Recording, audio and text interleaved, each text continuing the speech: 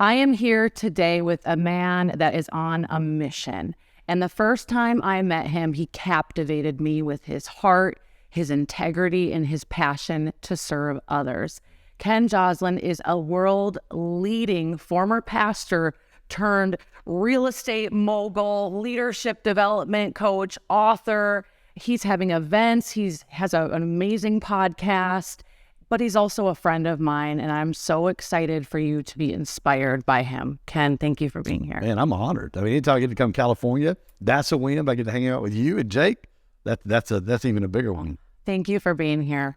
And I truly mean that. Like, from the moment I met you, like, you meet a lot of people in the business world, and there's depth, like so much depth. And since the moment I met you, we've both been on these journeys, of course, as we all are, and you've always been there. And you've always been somebody who has pushed me to even grow in my faith even more, which I would just want to tell you I appreciate you. Yeah, honor. Yeah, it's great. A lot of people, the number one question I get when they talk about faith or they talk about business, they ask me, because I pastored for 12 out of the last 25 years, is, do you miss pastoring? Yeah. Do you miss being in a congregation, in a church every Sunday? And I'll be honest with you, my answer is always the same. I get to pastor more people and coach more people and help more people now than I even did before. Yeah. And it's amazing to be able to lead business leaders and entrepreneurs. Really, we call them our core five: faith, health, relationship, business, and finances. What does it look like? Those are the five pillars that make us up as human beings. And it's an amazing it's an amazing blessing to be able to walk people through those areas of their life and just watch them become the best version of themselves. Oh, so good. Now, what was that transition like? I'm trying to figure this all out. Like, how long were you a pastor? What does it look like to say, like, I want to be an entrepreneur? Was there pushback from people? Did you have to, like, mentally deal with that? Yeah, so out of the last 25 to 30 years, I spent half of that in full-time vocational ministry, pastoring churches, planting churches, the other half in real estate. And it was about a 5 or 6 year period in ministry, about a 7 or 8 year period I was one of the top mortgage brokers in the state of Georgia, about 01 to about 08, 09, when everything blew up, back into full-time industry from 09 to 2016, and then 2017 back into real estate. And that's when I've been doing that all the way up until about 2.5 years ago when COVID hit. Still doing real estate, but I launched our Grow Stack Drive brand and started helping business leaders build confidence, gain clarity, and create community. And it's been an unbelievable ride. And with what we're doing in the marketplace with the business leaders, it's an absolute blast. I literally pinch myself in the morning. I'm like, I get to do this. Yeah. Like, am I working today? No, I'm like, I get to hang out with the people I get to hang out with. I get to impact lives the way we impact lives. One of the things we talk about a lot is return on mission versus return on investment. So it's not just about, I'm going to invest this money here. I'm going to do a conference. I'm going to do a mastermind. I'm going to do a course. It's not about what is this investment, this financial return going to bring me, but the mission that God's given me in helping people discover purpose and connecting people with other people they need to know in order to really dig and mine that purpose out of them. Yeah. Is an unbelievable call to be able to do that. Yeah. That is one of your superpowers. I mean, I remember, like, the day I met you, you introduced me to a couple of people, like, straight away. And, like, you just have that gift of connecting people and then identifying their strengths. So major. What was your upbringing like? Ooh, that's a long story. Born in Detroit. Parents got divorced when I was 8 years old. Mom moved us to Georgia. Second grade, from 6th grade to my senior year of high school, I moved back and forth to my dad 6 different times. 6 different times, 12 schools, 6 different high schools in 12 years. And, we've talked a lot about our journey, not just our faith journey, but really what we're looking at on our inner healing journey and who we are as human beings. And one of the things that's really been an aha moment this past year at 53 years old was really uncovering kind of what that 6th grade through 12th grade, the impact and effect it had on me when it came to trauma.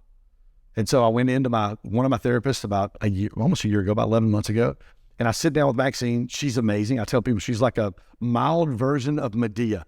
She's a late 50s-year-old black lady who don't put up with no shit. Yeah. She's funny. I love it. You'll walk in and she'll call you out on your stuff in about 2 seconds. And we walk in, and I shared that exact same story with her. And she looked at me and she goes, Ken, why did you move so many times? I said, Maxine, I didn't have a choice. Right. I said, if I ever got in trouble, my mom would say, go pack a bag. I had 24 to 48 hours. I was on a bus, a plane, and my dad was on the way to pick me up. Oh my gosh. And she was, I'll never forget, she's right. I've had 2 aha moments in my entire life. One was when I gave my life to Christ in August of 93, and the second one was this. She's writing in a notebook, and she looks up at me, and she goes, why in the world would you want to move? And I told her that answer. She started writing in her notebook again, and she looked at me, and she goes, well, how do you think that's had an effect on the relationship with all the women in your life who are supposed to love and protect you? And I immediately was like, oh my God, because I literally took myself back 3 weeks to a relationship with a woman that I loved very, very much that I was dating in Northern California. She picked me up at the airport. We didn't even make it out of the city of San Francisco. Had an argument. I said, pull the car over. I got my bag and I left. Yeah. And so here was a 53-year-old man living out the trauma of a 13-year-old boy, saying, now the woman's not going to tell me I have to leave. I'm going to leave before you tell me. And here I was walking that out. So I literally have spent the last 11 to 12 months learning about that trauma. How do I control my central nervous system? How do I learn to respond versus react? Yeah. And how do I properly deal with that so that's not something that affects my relationships? Right. Forward. I love that you're so vulnerable to share like this recently happened. And it's like really asking you about your upbringing and those traumatic experiences, like we're leaving, fight or flight. Yeah. It's like, I'm just going to piece out the deal. And that's very similar to me with how I grew up as well. So it's like mirroring because it's probably why we connect the way we connect. I truly believe it. Because we're like, oh, I see your wounds, I see your scars, and I identify with them. And every time like someone would try to get close to me, or even my partner, I would be like, okay, what are you doing? And he's like, I'm just trying to serve you and love you. And I would put these walls up until I started to like face the demons and actually realize, I think that awareness factor of going, oh my gosh, I do this. Here's the trends. We need to like deal with this, which is so incredible that, you're doing that now. Yeah. The one thing I asked one of my therapists, Lauren, all the time is I'm like, why did it take me till 50? It's not like I haven't been to therapy or counseling. I pastored for 12 years. I mean, I went to counseling once a month. Like, why did it take me till 53 years old to learn this? Yeah. To learn it. I'm telling you, when she said that, Emily, it was like, oh, I started crying right there. And then literally went back just 3 weeks before. And I'm like, wow, this is why I do this. But what it did was it gave me it unlocked and gave me the permission to go, okay, you're on this self-help journey. I'm wanting to grow and become the best version of myself already. Okay, now I know what the issue is. So now how can I find the right people to bring into my life to help me navigate this journey and help me become the best version of myself? And that's literally what I've been doing. I told everybody at my conference a couple weeks ago, I don't have one therapist.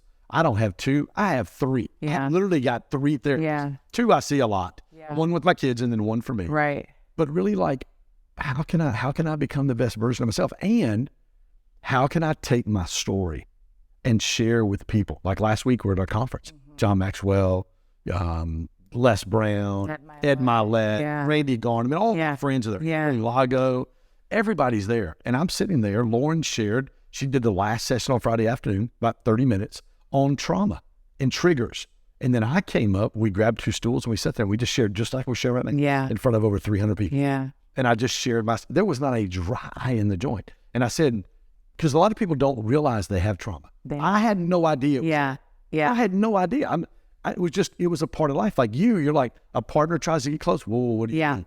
Yeah. What are you doing? Absolutely. And then 2 things that I shared with on Friday that has really been something in my heart and mind over the past several months that I've really tried to share is, if you have problems setting boundaries, like if you're in a relationship, and it can be an intimate relationship, it can be family, it can be business. If you have problems setting boundaries and holding boundaries, or if you have a problem where you react, people go, what does that mean? You go 0 to 100, just like that. Yeah. Like they say something to you and you're like, whoa, you're triggered. Yeah. All the bells and whistles are going off. Yeah. If you react versus respond, and respond is where you take a step back, you get grounded and you go, okay, well, this sucks on the inside.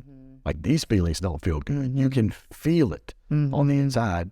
But when you have the tools to understand how to control your central nervous system, I'm not going to react. Completely. And if you can't set boundaries and you react versus respond, it is a sign that there's some hidden trauma in there that you have no idea that's there. Yep. Oh, completely agree.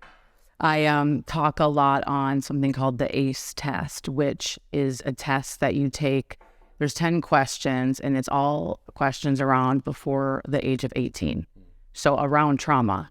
Did you watch a family member get abused? Your mom? Did you have a family member go to prison? Did your parents get divorced? Were you sexually assaulted? And this is a test I have people go through because I went through it. Yeah. And the higher the number, you really look at how it affects your health, let alone trends, not breaking those generational curses. And it's so eye-opening. And if you really look at it, and when I have people go through the test, they're like, I have never out loud. I did this at our event last weekend, and I had a friend who I've known for 5 years, and she comes backstage, and she was like, Emily, I was an 8 on the ACE test, which the highest number is 10. Anything over 4, you're susceptible to disease, like just it, And she's like, I've never told anybody what happened to me when I was 7. She goes, like, you're the first person I'm even telling this to. And what I said to her is like, when you have the confidence and the courage to go first, it gives other people permission to do the same. And that's like what you're doing. And as a man, that's beautiful. As a powerful man, a man that you're involved in business, you're doing deals left, right, upside, like you're running with some of the best names in the industry, but you've just humbled yourself and you're opening up. Well, I think the purpose in that is why am I doing what I'm doing? Yeah. One of my biggest, the book I wrote a year ago came from a huge moment in my life 21 years ago. It was my first stage I was ever on, about 9,000 people. And I speak behind John Maxwell. How'd you like your first stage you ever speak on to be in front of 9,000 people and John goes and then you go? I spoke behind John 3 times, 2 years in a row at my own conference. And I'm like, dude, you suck all the air out of the room. Where's John Maxwell for? Yeah. And I get up and I speak. I'm 31, 32 years old. I'm like, I think I've got the world by the tail. My mentor speaks behind me. We get done and she goes, hey, do you want to go to lunch tomorrow? I said, I'd love to. We go to lunch and she sits down and she asks me this question. She goes, Ken, do you want to be significant or do you want to be successful? She said, because they're two vastly different things. And I was like, so it started a 20+ year journey of understanding that significant leaders build others around them so they can win. Understanding my favorite Zig Ziglar quote, if I help enough people get what they want, eventually I'm going to get what I want. People who chase success, they use the people around them. Oh. And you can tell because they leave a trail of damage everywhere they go. And so it's like, why am I what's the purpose in doing what I'm doing? Because here's the deal. We had an amazing weekend. We set a revenue record. We've never been in multiple 6 figures in one weekend. But the most amazing thing was I went home that night and I did crash quick. We talked about that early off air. I did crash quick because you know how it is when you do a 2.5-day event. But I'm laying there on my bed and I'm like, God, you're so good. Like the level of fulfillment at what I saw God do in the lives of all those businessmen and women, you can't put a comma or a 0 on your bank account and equal that fulfillment. That's right. And I tell people all the time, when you're doing this and your mission is to, and I say this all the time, you want something for people, not from people. Mm-hmm. And you have a heart to really serve and love people. There's nothing that equals that level of fulfillment. Oh, so beautiful. I feel you. And it's like when you operate from that place, Ken, it's such a high frequency. Love is the highest frequency there is. And when you're doing that in business, and that's how you flow instead of push. So does that flow always come natural to you, or did you have to learn that? No, I mean, I think you learn that. I think the scary part about it is this, like we're out here. What are we doing? Right. Like everybody wants to drive revenue. Right. Like I say this a lot too, is like, I love to give. I had a call from a friend today. She's raising $55,000 or $56,000 for schools in South America or Central America or whatever. She sent me the link. She goes, I'm $8,000 short. I said, okay, I'm going to do 500. Let me call my guys. My 6 guys I have on my let me see if I can get your 8K raise. Wow. I can't do that if I'm not out being blessed doing what I need to do. Right. I walked into a Waffle House one night a couple years ago at 11:30 at night, and I just got to be playing basketball with all my guys. I walk in, there's nobody there. There's the waitress at Waffle House. Waffle House is not the best place to do if you want to lose 80 pounds, but I had bacon and eggs. It was keto special. Okay, I was going to say, that sounds good. And so I walk in and I get done, and while I'm in the middle of my dinner, a guy walks in and drops 3 kids off to this waitress, the girl that was serving me. And I walk up and I'm paying the bill, and I said, hey, was that your husband that you dropped your kids off? She goes, no. She said, my husband died last month. My husband died last month. All he left me was these 3 kids. And God said, and I don't hardly ever have a ton of, I had like $240 on me. Yeah. And God said, give it all to her. Yeah. And I'd already given her a good tip. And I just took they were all in 20s, and I just took them out and I put them on the thing, and I just kind of fanned them out. And I said, listen, God wants you to know that he loves you and that he has not forgotten about you, and that he wants me to give this to you for your kids. It was like a week before school started last year. I watched that girl just begin to cry. She called her kids over there. And you can't do things like that if God's not blessing you financially. Yeah. So the purpose in me being blessed financially isn't just so I can have something nice. There's nothing wrong with nice things. Right. I love nice things. But that's not the end all be all for me. It's return on mission, not necessarily return on investment. How can I impact the maximum amount of people and help them become the best version of themselves? Oh, you're a good steward. That's it. Good steward. So when did you become a pastor? So I gave my life to Christ in August of 93. Okay. 2 years later, I felt like God was calling me to do some ministry. I was 27 years old. I was already doing a Sunday school class of high school kids.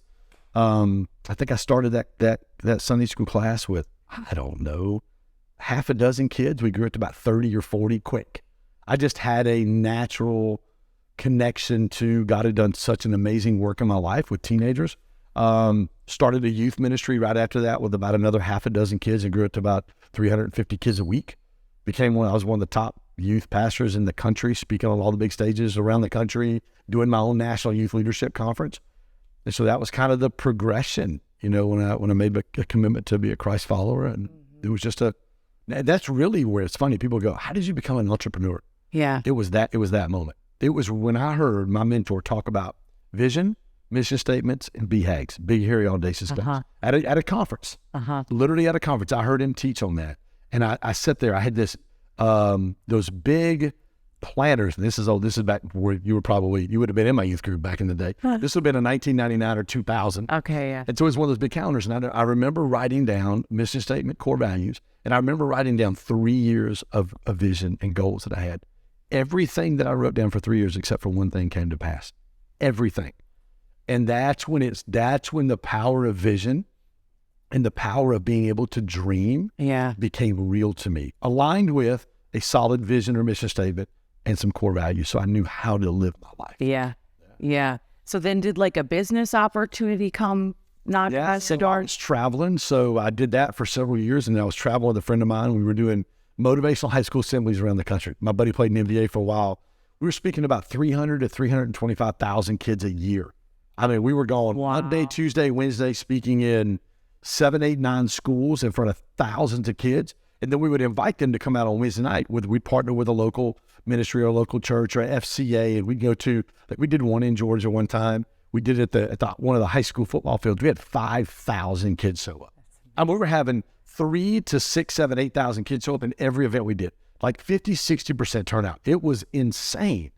And so we did that for a year. I traveled a ton, and I'm like, okay, I can't do this anymore. I got a 2-year-old and a brand new baby. Got to stop. So I called my friend who was one of the top mortgage brokers. I said, dude, I need a job. He goes, come on, you can work for me. So I walked into his office. He handed me keys to a Lexus LS400. He goes, there's your office. He goes, here's your first deal. This was more, I had no idea. I was going to say. No mortgages. I didn't know a 1003 from a 1008 to a respite. I didn't know anything. Right. And he goes, there's your office. Here's your keys to your car. Anything you need, you let me know. And I made $146,000 my first year doing mortgages because I knew everybody. Yeah. And I knew how to take care of people. Oh. because it's not about, business isn't about, so you can be transactional, Yeah. but that's tiring every day. Where am I going to go after my next dollar? Or you can be relational. And you know what? I love you. I'm going to take care of you. I'm going to serve your family. Yeah. And when you do that, in 2019 or 2020, I finished 7th out of 3,700 agents in Georgia in the largest real estate brokerage in Atlanta, in the area. 7th out of 3,700. Big award, black tie event. I'm in the big deal and I'm getting my big award. And I sat down next to one of my agents and he goes, I want one of those. And I spent zero money on ad spend, none. Right. And he goes, Ken, how do I get one of those awards? I said, you don't. I said, I've been adding value to people for 15 years. That's how I got that. That's how I got that award. That's how I became one of the top real estate people in the state of Georgia, is because I add value to people and take care of people. It's not about the transaction. It's not about the check I get at closing. Yes. It's about how can I serve you and your family.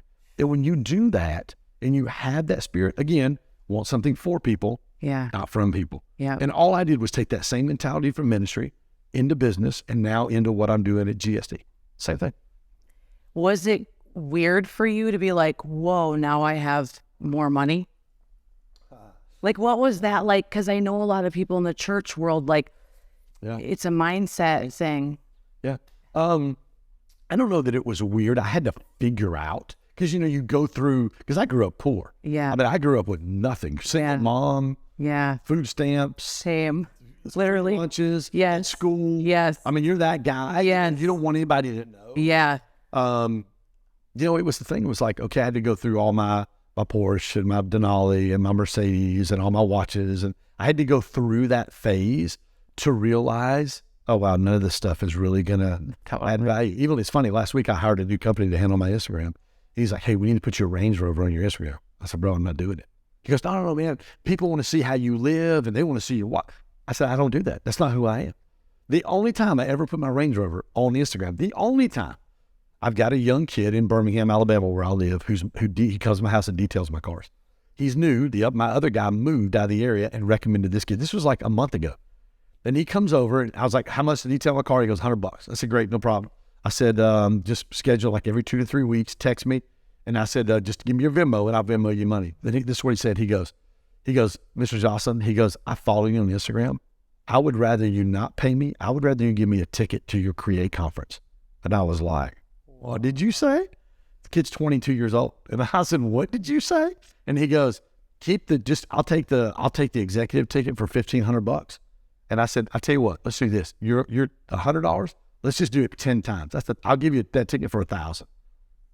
And I said, and he goes, I'll post it. Will you reshare it? I said, you better believe I will. See, the only time I've shared my Range Rover on Instagram was because of that kid.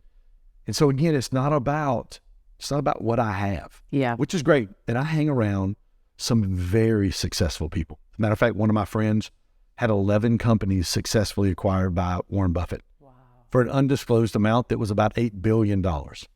And he said something in my mastermind in November, and I'm talking about in that room, I don't know, a couple $1 billion else in that room. Yeah. Well, more than that, because he's more than that. Right. But just everybody else in the room, very high level room. A lot of 9-figure, 8-figure, and 7-figure earners in that room. And I'll never forget when Vic was up teaching, and he said, the one thing that I've learned in the past 15 to 20 years from, he calls him Mr. B, and from all his other friends who are multi-billionaire guys, is rich is loud and wealth is quiet. Wow. Man, that room was like, I've got guys in that have exited their companies for 200, 300, 400 million. And you could have heard a pin drop. We had 44 people there. You could have heard a pin drop. And so I really think that we're talking about wanting something for people, not from people. I think that's why what we do is really taken off the way it has because of the heart behind what we do. Yeah. It's not about you giving me money or you writing me a check. Yeah. It's about, hey, how can I put you in when I call the 3 spheres of a relationship, community, circle, corner, how can I put you in my community or my corner and give you access to the relationships that I have? And I know it's going to make a difference. Yeah. And people are craving what you're doing. They're craving real. Authenticity. We had this conversation off camera. Like, I truly believe they're obviously craving real, but depth, something more. And if you're willing to go there, what you put out, you're going to get back. which is exactly what you're doing. Now, okay, so I see every trajectory of your life, and now you're in this whole new stratosphere. And it's crazy. Like, have you just had to keep raising your financial blueprint, or did you just keep getting yourself better? Or have you ever had, we all have peaks and valleys. Have you ever had like, income, like where you're stuck at an income and you had to like bust through a plateau? Of course. How do you do that? Give me your tips and tricks. It's always about relationships. Always, always, always about relationships. So 2 things. I've lost 82 pounds in 2.5 years. I know it's been a journey. Gary Brecka. And I see you every day. Like, I have to tell you this on your Instagram. No, seriously, I see you, bro. I'm sweating. Oh, you are sweating. But it's like, okay, go on. Because I want people to know it's how I hold myself accountable. Yeah. So when I set that goal 2.5, 3 years ago to lose 66 pounds, the first thing I did was put it out on my social media and go, this is what I'm going to do. Here's a picture. Here's my scale. I'm going to lose 66 pounds. Well, how am I going to back out on that? Right. Some of you guys have got dreams, you've got goals, and you're afraid to put it out in front of your community. You need to put it out there because it will hold you accountable 100%. At a level nothing else will. 100%. Nothing. Not only that, so when I hit 60 pounds, I moved it to 86 pounds. And now I don't know, I ate a lot last weekend, so I'm probably maybe down to 75 pounds. Yeah.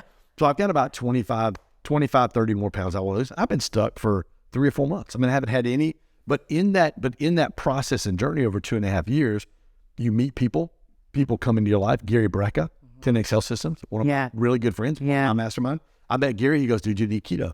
I started keto and I went from 50 to 80 in about 4 or 5 months. And I'm not like crazy, like strict on what I eat and stuff now because I'm down 80, but I have more I want to lose. Yeah. But every day I post my workout video or my workout picture, and inevitably, a half a dozen times a week, somebody will DM me or text me. You go, dude, I wasn't going to go to the gym today, and I saw your ass in the gym, so I had to go get in the gym. Yeah, yeah.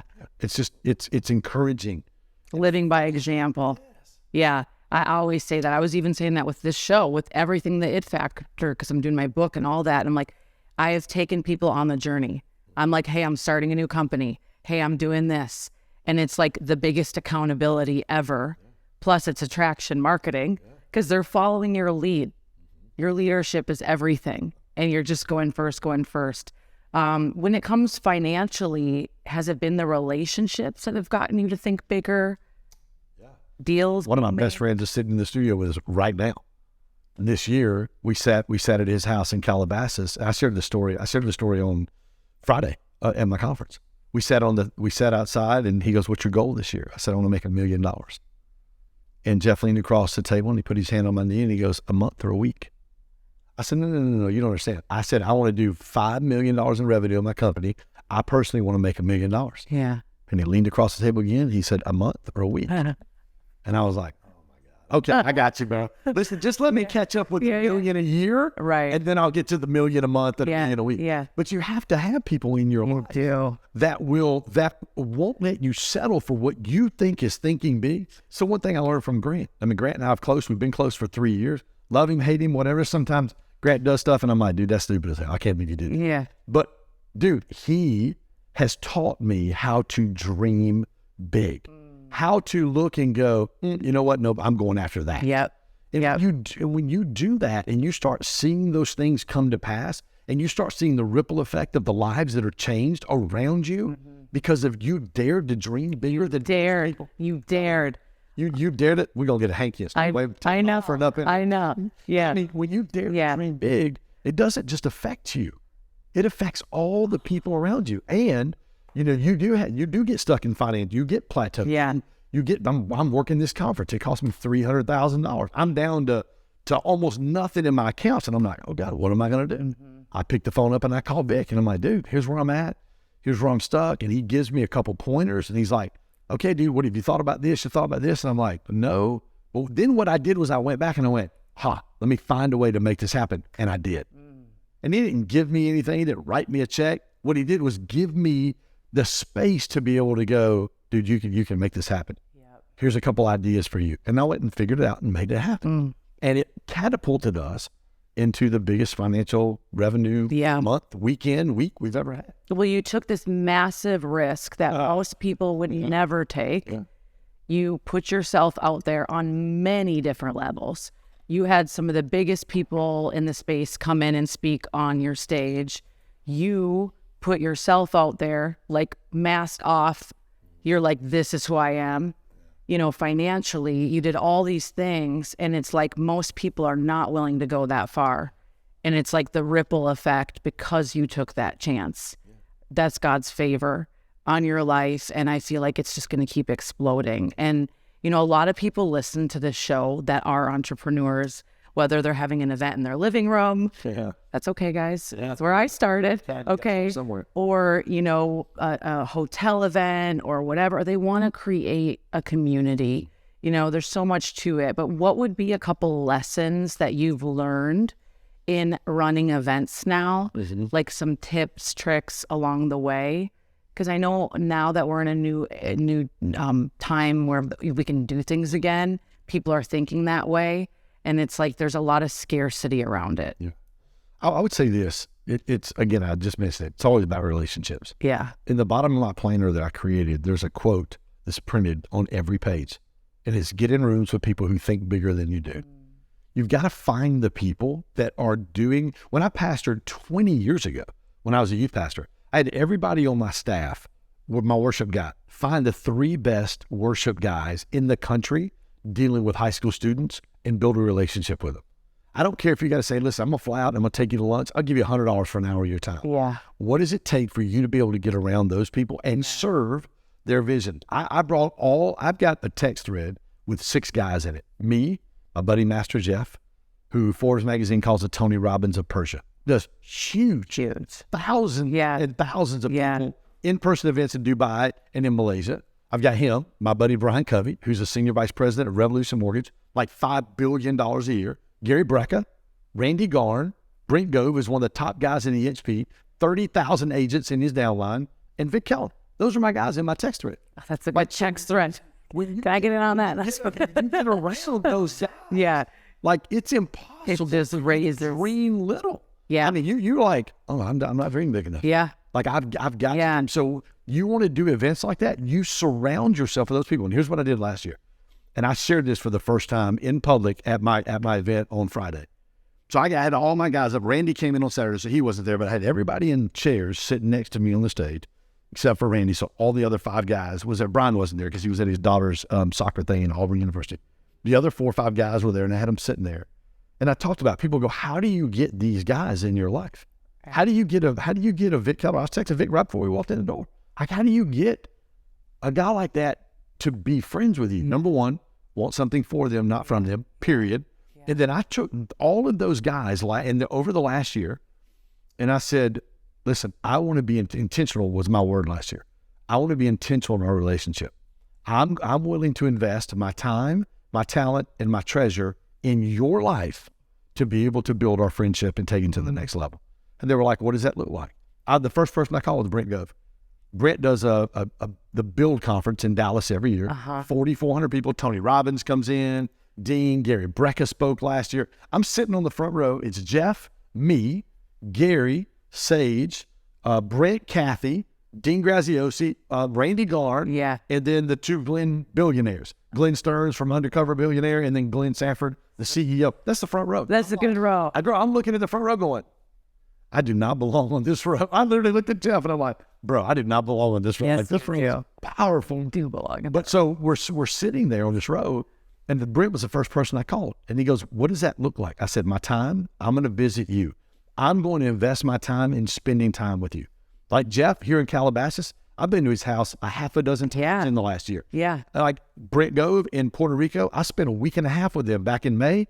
We're going back in 2 more weeks. Like, I'm going to invest my time. Randy Garn, I've been to Salt Lake City a half a dozen times. Right. I'm going to spend time with you so I can learn my time, my talent. What can I do to help you achieve what God's put in your heart? Who does that? Who comes to you and goes, Emily, how many lady friends have come to you and said, Emily, what can I do to help your dreams come to pass? Some of you guys watch this show, you listen to her podcast, and you're like, how can I get close? Help her dreams become a reality, and she will pour back into you in ways that you can't even measure.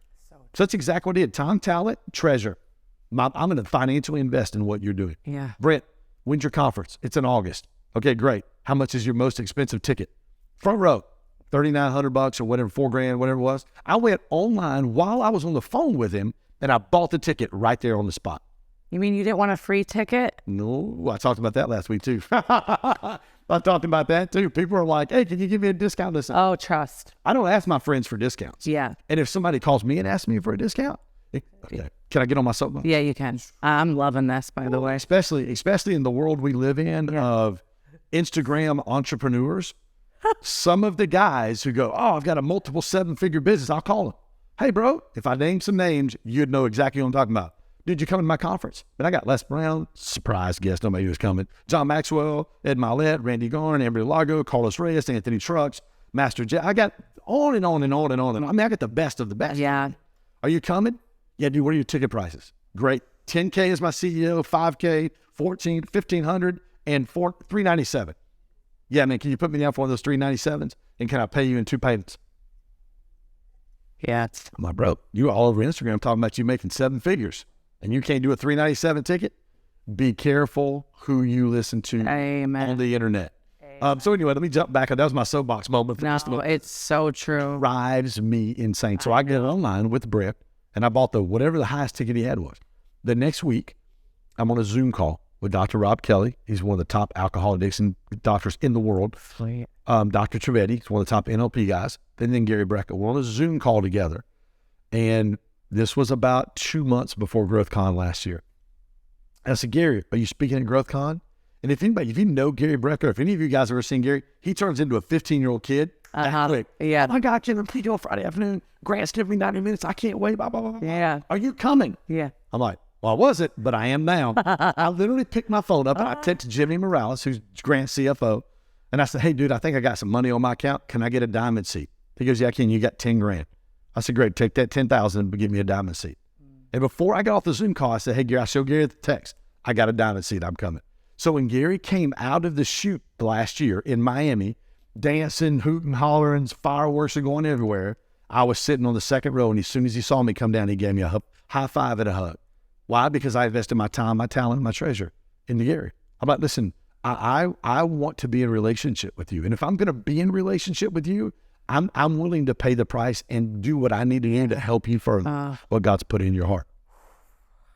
Serve the mission. You serve their mission. You truly are serving your friend's mission, which is so beautiful. Everything you just said, we could just package this up and, I mean, this is it.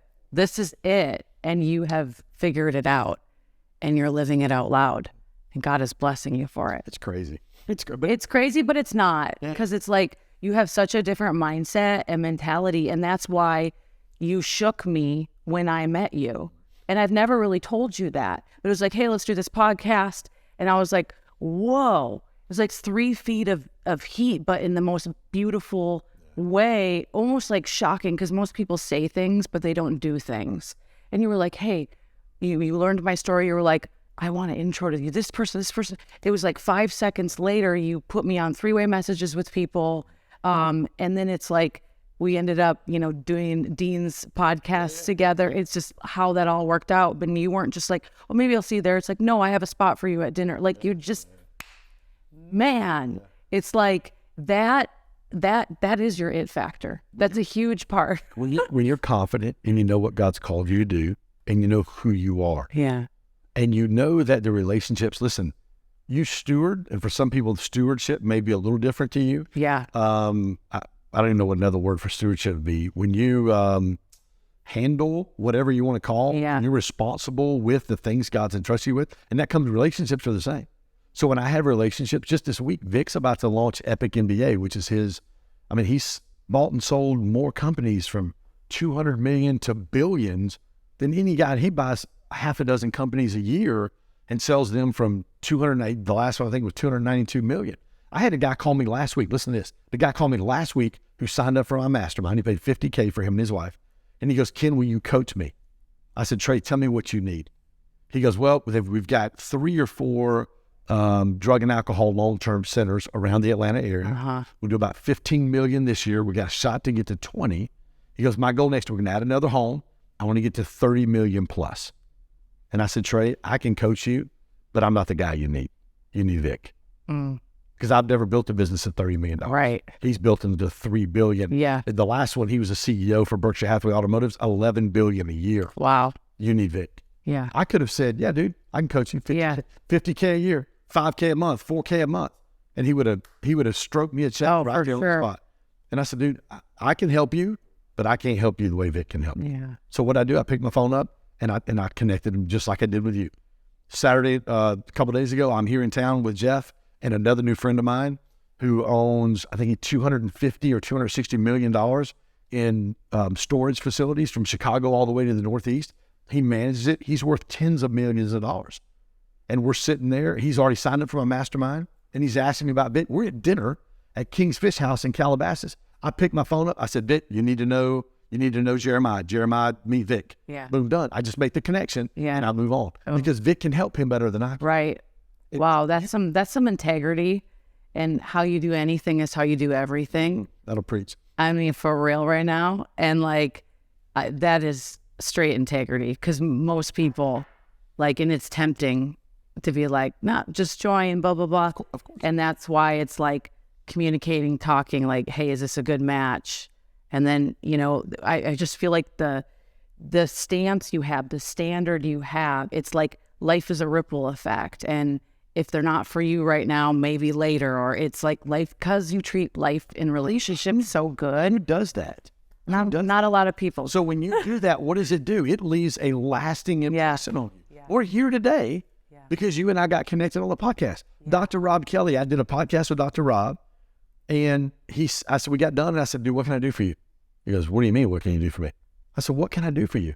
He goes, Ken, nobody ever asked me what they can do for me. Yeah. I'm the one that they always ask, can you do this for me? Right. That's why I'm not that guy. Yeah. I'm on the phone with Vic. I shared this on the stage the other day. I have a 15-minute call with Vic back in August. It turned into an hour and 27-minute conversation. I'm on the phone with a billionaire. This guy's a billionaire, like legit. Yeah. Had got 16, 17 companies in his portfolio right now. Christensen Arms, Cantoni Furniture, owns his own hedge fund, capital company. I mean, huge. He goes, what can I do for you? I said, dude, I don't need anything from you. No, man, I love what you're doing. I love your mission. How can I help you? I said, Vic, I don't need anything from you. He asked me like 6 times. The 6th time he said, you know what you can do for me, Vic? I've got my mastermind the 1st of November in Scottsdale. There's Randy Garn, Gary Brecka. There's going to be some amazing guys there that you need to know that will help you in this new venture you guys are trying to do. You need to come. He goes, great, I'll be there. I'll come. I promise you I'll be there for one day. Love it. Well, Sunday afternoon, he's doing dinner in Omaha with Warren Buffett. And he takes his jet and he flies down to our event on Monday. And he stayed the entire time. And he was like, dude, I've never been in anything like what you're doing right now. Right. Why? Because when he asked me what he could do for me, I went, dude, I don't need anything from you. Yeah. Like I don't, there's nothing you have that I need. What I want to do is connect you with the relationships and the people that I have. Understanding that, I hope you get what you want. Eventually I'm going to get what I want. Yes. It's reaping what you sow. For sure. How do you do this with having kids? Well, my kids are a little bit older. I've got one. Yeah. Because like there's been times I'm like, Ken, come. And you're like, I'm with my girl. I'm with my girl. And I was like, that's a good dad. Yeah. I'm like, that's a great dad. Yeah. It's a balance. It's a tension. You don't always get it right. I have my daughter the 1st and 3rd weekends. So those weekends they're off limits. I canceled a trip to Hawaii last week because I couldn't get my time moved with her. And when I told her, she cried. She said, Dad, I didn't want you to give up your trip to Hawaii. I said, baby girl, I'm not missing my weekend with you. And after that, she told me, she goes, Dad, you have no idea how much that meant to me. That I've never been to Hawaii. She goes, that you would cancel your trip to Hawaii so you can come spend time with me. I'm like, of course. In that action, it's not even just the 2 days, 3 days. It's what it's going to do for her self-worth. It's real special. Great. For real. What's your like mission? What's next? Or do you feel like? Yeah. So we are, the whole, I say tagline, what we do in our mastermind, our Create Conference, our communities, we gather champions. Like I have got some of the most, not just successful human beings, I've got some of the most amazing human beings on the planet. Yeah. I'm talking about people who love God, yeah, who have character, who have integrity, yeah, who love their friends, yeah, who literally would my, just even in the past couple of weeks, my best friend lost his brother over in Iran. What did he do? I called him on the phone. And I was one of the first people he talked to. I said, hey, dude, I said, you okay if I share this on our group text? You go, sure. So I put it on a group text. Hey, guys, just want to let you know Jeff lost his brother. He's in a tough spot. Man, the prayers, the phone calls, the text messages, all the stuff from there was our circle of guys just gathering their arms around him, going, dude, we love you and care for you. We know this is a hard time. We're here for you. Tell us what you need. And you have to have those kind of people in your life. Yeah. Yeah. You've built it because you are it. You are who you attract. And that's why it's like your team is your whole tribe of who you surround yourself with is people of integrity and character and faith. And that's like evident. What do you think your it factor is? Authenticity. The first time Gary Brecka came and spoke at one of our events in October of, it's been 2 years ago. We were at Brad Lee's new space. Brad's a buddy, and Brad spoke as well. And I'll never forget, Gary got up and he talked about a scientific study about how we emit electromagnetic waves. And the highest frequency we emit as humans is authenticity. And authenticity is coupled when you have a belief in a subject and a passion about a subject. A high belief and a passion. There's an authenticity that is emitted from you in electromagnetic frequencies, and it's also the most sought after. So why am I so transparent? And sometimes I kick it. Am I too transparent? Probably. Yeah. But you know what? I'm going to err on the side of, listen, guys, I'm going to pull the curtain back and you're going to see it. Because the majority of people on Instagram that go, look over here at all my shiny stuff that I've got, their lives are jacked. Right. They don't have what they say they have. And I've got friends who are taking pictures in other friends' cars and posting them on their stuff. And I called one of my dude. Right. Like, that's not your car. You've got a brand new vet. Post your brand new vet. You don't have to post this other. Yeah. Like, be you. Just be real. Because when you're inauthentic, I'm telling you, people sniff it out. They do. In a heartbeat. Yeah. And when you are authentic, which is why our tribe, our community has grown so fast. I mean, in 2.5 years, we put 300 people in a building. We've got 50 people in a $40,000 a year mastermind. How do we do that? Because what we do is different. Yeah. You want to stand out? Listen, you want to stand out and you want to be different? Be authentic. Yeah. Be you. Don't be afraid to be you. And listen, if you're on the process of growth and every single day you're becoming the best version of yourself, it's okay because you're going to have rough edges. I'm still not perfect. You're not perfect. No. Be you. Yeah. Be authentically you. Yeah. And when you live that way, there's nothing to hide. It's the most freeing. It's so freeing. We're so similar because I'll just shoot it and I'm just saying it and I'm like, I really just said that out loud. Like, that's really what I mean. And I don't really, that's, but it's like when you're willing to go there, it's so refreshing. And people our world, especially in the entrepreneur self-development space, they're so hungry for the authentic. Yeah. They're so hungry for people to be genuine and real. They're like, and listen, if you'll do that and you're in this space, you can make more money than you know what to do. That's what's up. You can. I mean, literally, you can be blessed and make money. And because people, for some reason, I think people have this misnomer that if I'm going to be successful and make a lot of money, I've got to put on an image and they can't really see who I am. Yeah. And not in these times. No, you're doing it. Well, where can people find you? At Ken Joslin on Instagram. Instagram. Joslin. That's about it. Everything's linked from on there. You're amazing. Appreciate Thank you for your time, your transparency, your tips, everything. I'm blessed to know you, and I'm here for you. Well, I love you, guys. Love you. Thank you.